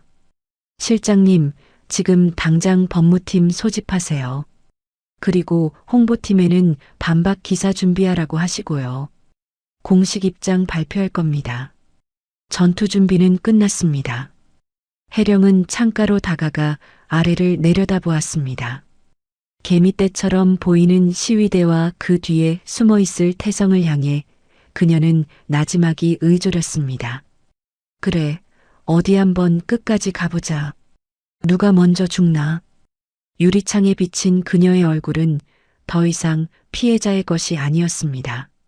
사냥감을 노리는 포식자의 눈빛이 번뜩이고 있었습니다. 그 시각 회사 근처 카페에 숨어 있던 태성은 휴대폰으로 시위 현장을 지켜보며 낄낄거리고 있었습니다. 아이고, 우리 혜령이 쫄았나 보네. 코빼기도 안 비치고. 야, 김 변호사. 소장 접수됐지? 이제 슬슬 합의하자고 연락 올 때 됐는데. 옆에 앉은 야비한 인상의 변호사가 커피를 마시며 고개를 끄덕였습니다. 네, 여론이 이 정도면 못 버팁니다. 광고 위약금에 뭐해. 50억이 싸게 먹히는 거죠. 축하드립니다. 오 사장님. 곧 돈방석 앉으시겠네. 그래야지. 내가 그동안 맘고생한 게 얼만데. 태성은 김칫국을 사발로 들이키며 다리를 떨었습니다. 하지만 그는 꿈에도 몰랐습니다. 자신이 건드린 것이 겁먹은 토끼가 아니라 잠자고 있던 사자였다는 사실을요. 혜령과 우진의 반격은 태성이 상상조차 하지 못한 방식으로 아주 치밀하고 잔혹하게 준비되고 있었습니다. 챕터 7 완벽한 반격. 폭풍우가 몰아치던 3일이 지났습니다. 혜령의 회사 대회의실에는 무거운 침묵만이 감돌고 있었습니다. 하지만 그 침묵은 패배자의 것이 아니었습니다. 사냥을 앞둔 맹수의 숨고르기였죠. 테이블 위에는 두꺼운 서류 뭉치와 USB 메모리들이 가지런히 놓여 있었습니다. 우진이 넥타이를 느슨하게 풀며 혜령을 바라보았습니다. 준비는 완벽합니다. 포렌식 결과 오태성 씨가 조작한 영상의 원본 로그 기록을 다 찾아냈습니다. 그리고 이게 결정타가 될 겁니다. 우진이 서류 한 장을 혜령 앞으로 밀었습니다. 불법 도박 사이트 입출금 내역서였습니다. 오태성 씨, 지난 1년 동안 필리핀 서버를 둔 도박 사이트에서 20억을 날렸더군요. 최근 사채업자들에게 쫓긴 이유도 혜령 씨에게 50억을 요구한 이유도 다 이것 때문이었습니다. 혜령은 서류를 넘기며 차갑게 식은 눈으로 숫자를 확인했습니다. 정말 구제불능이네요. 도박 빚 때문에 나를 불륜녀로 몰아? 그리고 진세라 씨, 아니 본명 김미숙 씨. 과거가 화려하더군요. 사기 전과 산범에 꽃뱀 공갈 협박으로 집행유예 기간이었습니다. 피해자 모임 대표 인터뷰까지 땄습니다. 박 여사님이 위조한 차용증 원본도 확보했고요. 물론입니다. 필적 감정 결과까지 다 나왔습니다. 이 정도면 그들을 사회에서 매장시키고도 남습니다. 혜령은 자리에서 일어났습니다. 그녀의 손에는 땀이 배어 있었지만 눈빛은 그 어느 때보다 또렷했습니다. 가시죠. 제 인생을 되찾으러. 우진이 혜령의 뒤를 든든하게 지키며 문을 열었습니다. 오후 2시 혜령의 회사 1층 로비에 마련된 긴급 기자회견장. 수백 명의 취재진이 몰려들어 발 디딜 틈조차 없었습니다. 카메라 플래시가 번쩍거리고 여기저기서 웅성거리는 소리가 들려왔습니다. 기자들은 혜령이 눈물을 흘리며 사과하거나 대표직 사퇴를 발표할 것이라고 예상했습니다. 분위기는 흡사청문회장을 방불케 했죠. 그 시각 회견장 구석 기둥 뒤에는 모자를 푹 눌러 쓴 태성이 숨어서 이 광경을 지켜보고 있었습니다. 옆에는 그의 변호사가 껌을 씹으며 서 있었고요. 변호사님, 분위기 좋죠? 저게 집에 오늘 아주 작살이 날 겁니다. 50억 입금되면 바로 수수료 싸드릴게. 흐흐, 오 사장님 덕분에 저도 한몫 챙기네요. 사과문 낭독하고 나면 바로 합의서 들이밀 겁니다. 태성은 입꼬리를 비틀어 올리며 회견장 단상을 노려보았습니다. 드디어 혜령이 입장했습니다. 하지만 그녀의 옷차림은 예상과 달랐습니다. 검은색 정장 대신 티끌 하나 없는 흰색 수트를 입고 고개를 꼿꼿이 든 채 걸어 나왔습니다. 눈물 따위는 보이지 않았습니다. 혜령이 마이크 앞에 서자 장내가 순식간에 조용해졌습니다. 안녕하십니까? 차혜령입니다. 오늘 저는 사과를 하러 나온 것이 아닙니다. 진실을 밝히고 저를 음해한 범죄자들을 고발하기 위해 이 자리에 섰습니다. 기자들 사이에서 뭐야? 하는 술렁임이 일었습니다. 기둥 뒤에 있던 태성의 표정이 굳어졌습니다. 범죄자라니? 저게 돌았나? 혜령은 당황하지 않고 스크린을 가리켰습니다. 먼저 제 전 남편 오태성 씨가 유포한 불륜 증거 영상에 대한 진실입니다. 스크린에 영상 분석 결과가 떴습니다.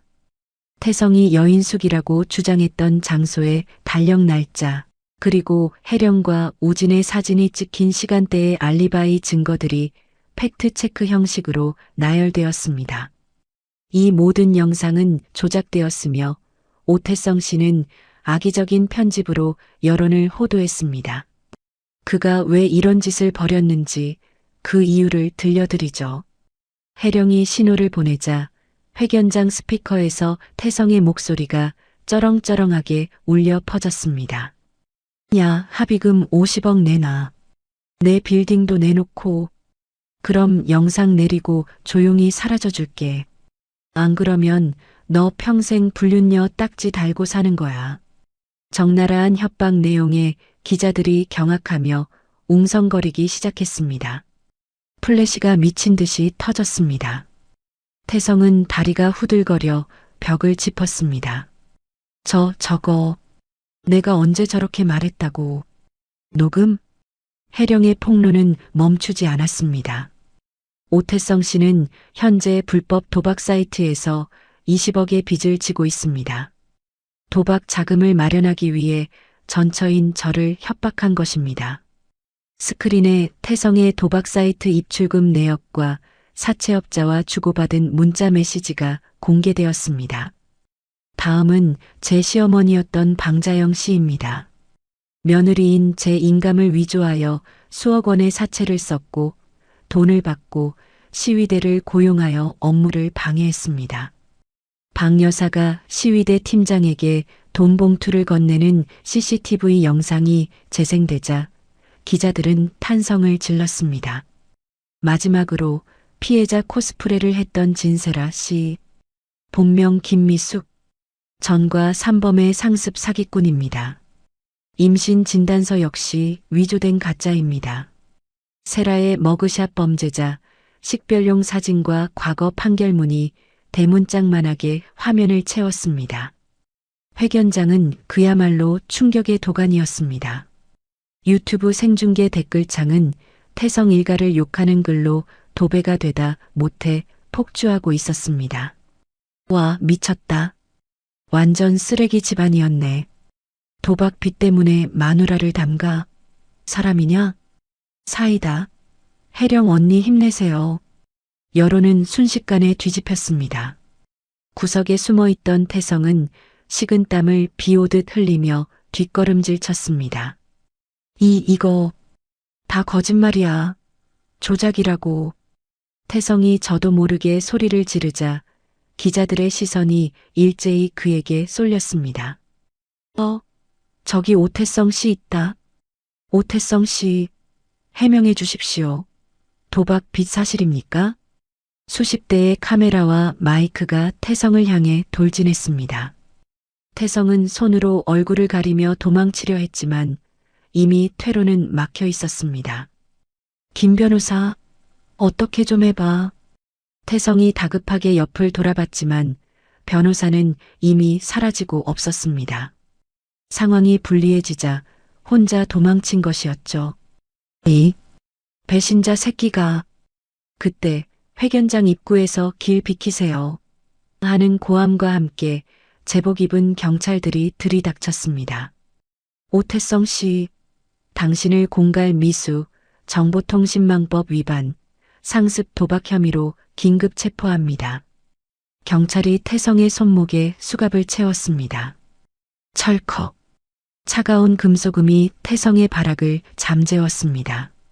이거 난 억울해. 저 여자가 다 꾸민 거라고. 혜령아, 차혜령, 네가 어떻게 나한테 이럴 수 있어. 태성은 끌려나가면서도 단상 위에 있는 혜령을 향해 악을 썼습니다. 혜령은 그런 태성을 서늘한 눈으로 내려다보며 마이크에 대고 마지막 한마디를 던졌습니다. 법정에서 봅시다. 합의는 절대 없습니다. 한편 회사 밖에서 시위를 주도하던 박 여사에게도 경찰이 들이닥쳤습니다. 방자영 씨 사문서 위조 및 행사, 업무 방해 혐의로 체포합니다. 아이고, 이거 왜 이래. 나 노인네야. 며느리가 시어미를 고소하는 법이 어디 있어. 박 여사가 바닥에 드러누워 발버둥 쳤지만 여경 2명이 그녀를 일으켜 세워 호송차에 태웠습니다. 그녀가 들고 있던 악덕 며느리 피켓이 바닥에 떨어져 짓밟혔습니다. 로비 밖 화단 뒤에 숨어서 상황을 지켜보던 세라는 태성과 박 여사가 잡혀가는 것을 보고 사색이 되어 몸을 돌렸습니다. 망했다. 튀어야 돼. 세라가 하이힐을 벗어들고 맨발로 도망치려던 순간 검은 양복을 입은 사내들이 그녀의 앞을 가로막았습니다. 며칠 전 여인숙에 찾아왔던 그 사채업자들이었습니다. 어이, 김미숙이. 어딜 가시나? 우리 돈 갚고 가야지. 아, 오빠들. 그게 아니라. 세라가 뒷걸음질 치자 뒤에서는 경찰들이 다가왔습니다. 진세라 씨 맞으시죠? 사기 및 명예훼손 혐의로 체포합니다. 앞에는 빚쟁이, 뒤에는 경찰. 도간에 든 쥐가 된 세라는 그 자리에 주저앉아 엉엉 울기 시작했습니다. 저 아니에요. 다 태성 오빠가 시켜서 한 거예요. 저도 피해자라고요. 하지만 아무도 그녀의 거짓 눈물을 믿어주지 않았습니다. 모든 상황이 정리된 후 기자회견장은 텅 비었습니다. 소란이 휩쓸고 간 자리에 혜령과 우진만이 남았습니다. 혜령은 다리에 힘이 풀려 의자에 털썩 주저앉았습니다. 긴장이 풀리자 참았던 숨이 터져 나왔습니다. 끝났네요. 정말로. 우진이 다가와 혜령에게 물을 건넸습니다. 수고하셨습니다. 완벽했습니다. 우진 씨 아니었으면 못했을 거예요. 저 사람들이 잡혀가는 걸 보는데 통쾌하면서도 한편으로는 참 허무하네요. 저런 사람들 때문에 내 10년을 바쳤다는 게. 혜령의 눈가에 맺힌 눈물을 우진이 손수건으로 조심스럽게 닦아주었습니다. 그 10년이 있었기에 지금의 단단한 혜령 씨가 있는 겁니다. 이제 과거는 다 청산했습니다. 찌꺼기 하나 남지 않게요. 네, 맞아요. 이제 진짜 다 끝났어요. 혜령은 창밖을 내다보았습니다. 경찰차의 붉은 경광등이 멀어지고 있었습니다. 태성 일가가 타고 있는 그 차는 혜령의 인생에서 영원히 사라지고 있었습니다. 혜령의 휴대폰이 울렸습니다. 비서실장의 메시지였습니다. 대표님, 지우통이랑 H마트에서 다시 연락 왔습니다. 오해해서 죄송하다고 계약 연장하고 싶답니다. 그리고 주문량이 폭주해서 서버 증설해야 할 것 같습니다. 혜령의 입가에 옅은 미소가 번졌습니다. 우진 씨, 우리 할 일이 많겠는데요? 서버가 터질 것 같다네요. 우진도 마주보고 웃었습니다. 그럼요. 이제 올라갈 일만 남았으니까요. 같이 가시죠, 파트너. 우진이 내민 손을 혜령이 굳게 잡았습니다. 두 사람의 손은 이제 비즈니스를 넘어 서로의 인생을 지탱해주는 단단한 연결고리가 되었습니다. 창밖으로 맑게 갠 하늘이 보였습니다. 폭풍우가 지나간 자리에는 더 눈부신 햇살이 비치고 있었습니다. 챕터 8 새로운 봄. 계절이 바뀌어 차가웠던 바람 끝에 훈훈한 봄 기운이 묻어나는 3월이 되었습니다. 서울 구치소의 독방. 한평 남짓한 좁은 공간에 갇힌 태성은 헬쑥해진 얼굴로 벽을 보고 앉아 있었습니다. 그의 손에는 몽당 연필과 꼬깃꼬깃해진 편지지가 들려 있었죠. 혜령아, 내가 잘못했어. 내가 잠시 미쳤었나 봐. 제발 한 번만 면회 와주라. 우리 좋았던 때도 있었잖아. 태성은 눈물 콧물을 흘려가며 반성문을 쓰고 있었습니다. 하지만 그 내용은 진정한 참회라기보다는 어떻게든 이 상황을 모면해 보려는 비굴한 변명에 가까웠습니다. 철컥. 철창문이 열리며 교도관이 식판을 밀어 넣었습니다. 1054번, 밥 먹어. 그리고 그 편지 좀 그만 써라. 수치인 불명으로 다 반송되어 오잖아. 받는 사람이 안 받겠다는데 왜 자꾸 난리야? 태성은 식판을 밀쳐내고 교도관의 바짓가랑이를 잡으려 손을 뻗었습니다. 교도관님, 제발이요. 제 아내가, 아니 전처가 아직 화가 안 풀려서 그래요. 이 편지 꼭 좀 전해주세요. 네, 제가 나가면 살해할게요. 저 강남에 빌딩도 있는 사람이에요. 교도관은 혀를 차며 태성의 손을 뿌리쳤습니다. 이 양반이 아직도 정신 못 차렸네. 당신 도박빚 때문에 빈털털이 된 거 전 국민이 다 알아. 빌딩은 무슨, 얌전히 콩밥이나 먹고 징역 살 준비나 해. 교도관이 매정하게 돌아서자 태성은 바닥을 치며 오열했습니다. 아니야. 이건 꿈이야. 내가 왜 여기 있어. 혜령아, 나 좀 꺼내줘. 옆방 수감자가 벽을 쿵쿵 치며 소리쳤습니다. 아, 조용히 좀 합시다. 재벌가 사위였다면서 왜 이렇게 찌질해? 시끄러워서 낮잠을 못 자겠네. 태성은 차가운 시멘트 바닥에 웅크린 채 흐느꼈습니다. 화려했던 지난날은 신기루처럼 사라지고 남은 것은 차가운 철창과 비참한 후회뿐이었습니다. 한편 여자 교도소의 작업장. 죄수복을 입은 세라는 멍한 눈으로 종이 상자를 접고 있었습니다. 화장기 없는 민낯의 푸석한 머리카락, 생기를 잃은 피부는 과거에 화려했던 꽃뱀 진세라와는 딴판이었습니다. 야, 302번. 손이 왜 이렇게 느려? 너 때문에 우리 조할당량 못 채우잖아.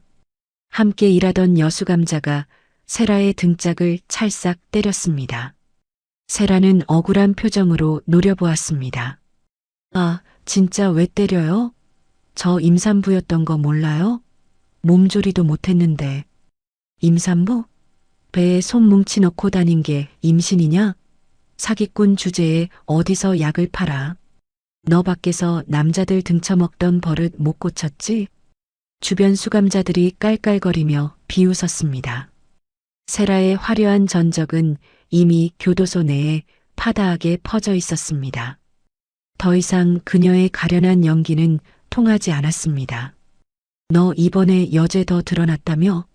형량 2년 늘었다던데? 축하한다. 아주 여기서 청춘 다 바치게 생겼네. 세라는 입술을 깨물었습니다.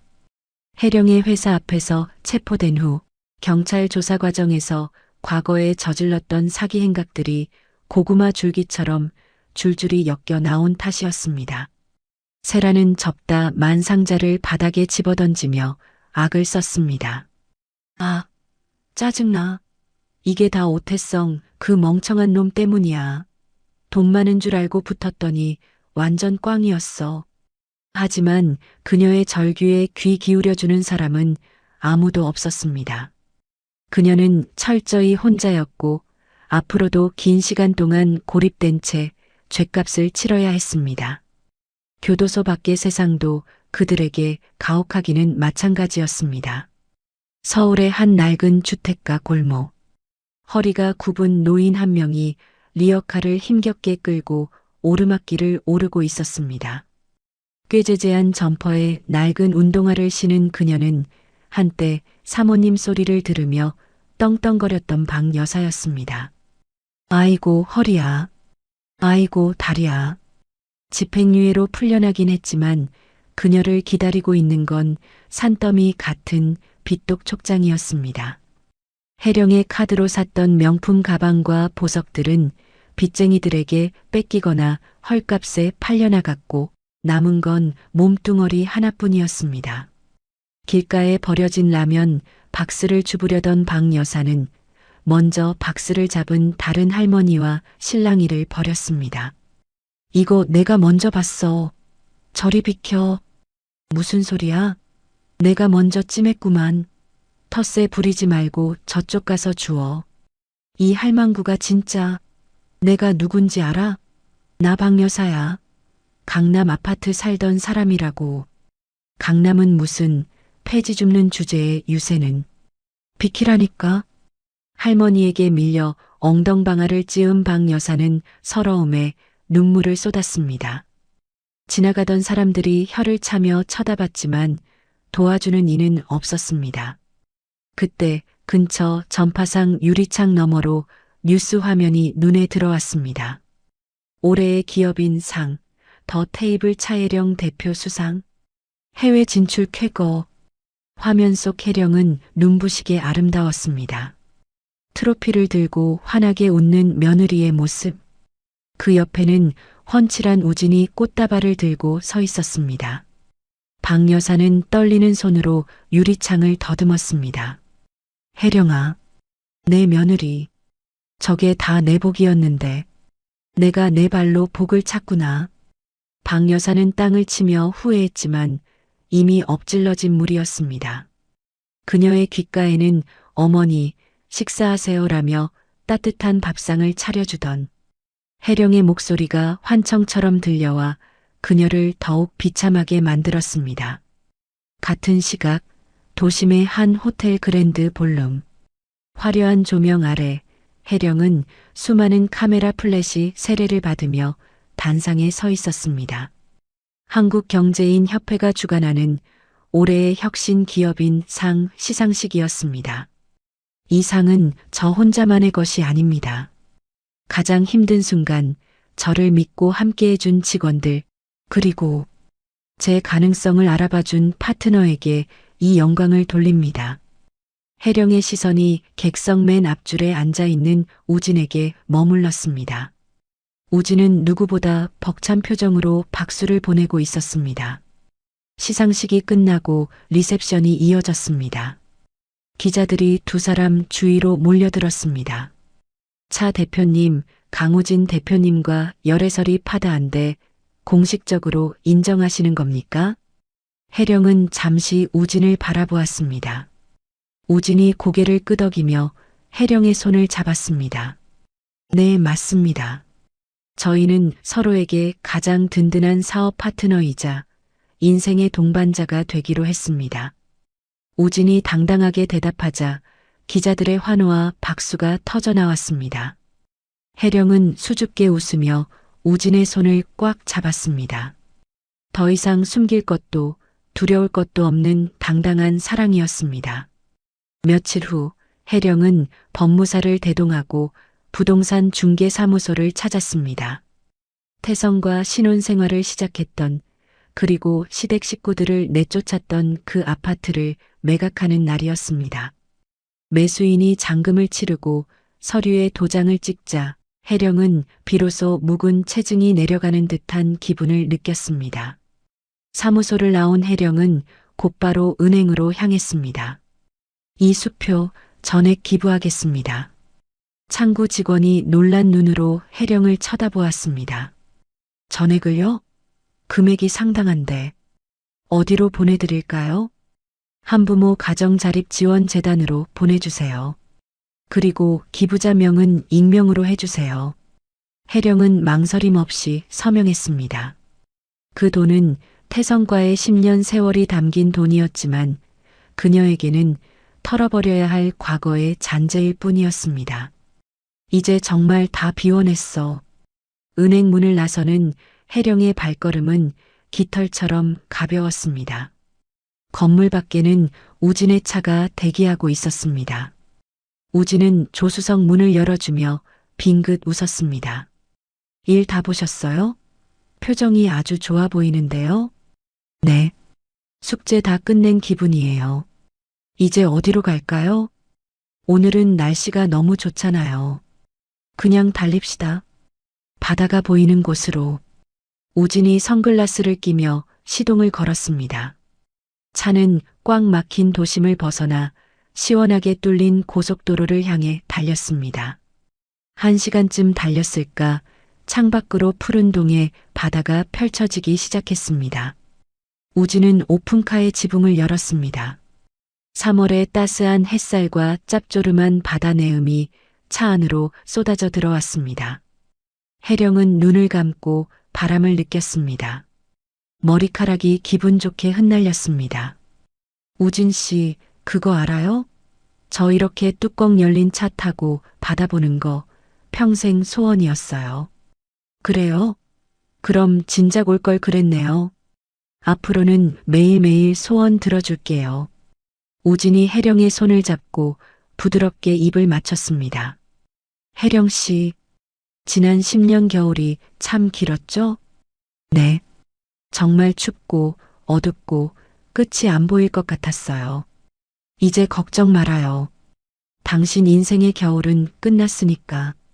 지금 이 햇살처럼 앞으로는 계속 따뜻한 봄날일 겁니다.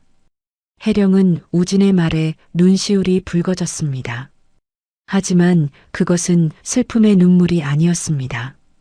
벅차오르는 감동과 행복의 눈물이었습니다. 고마워요, 우진 씨. 나를 다시 꽃 피우게 해줘서. 혜령은 활짝 웃으며 바다를 향해 소리쳤습니다. 안녕, 내 과거. 그리고 반가워, 내 진짜 인생. 그녀의 목소리가 파도 소리에 섞여 멀리 퍼져나갔습니다. 태성의 굴레, 시댁의 억압, 세상의 편견. 그 모든 것을 털어버린 외침이었습니다.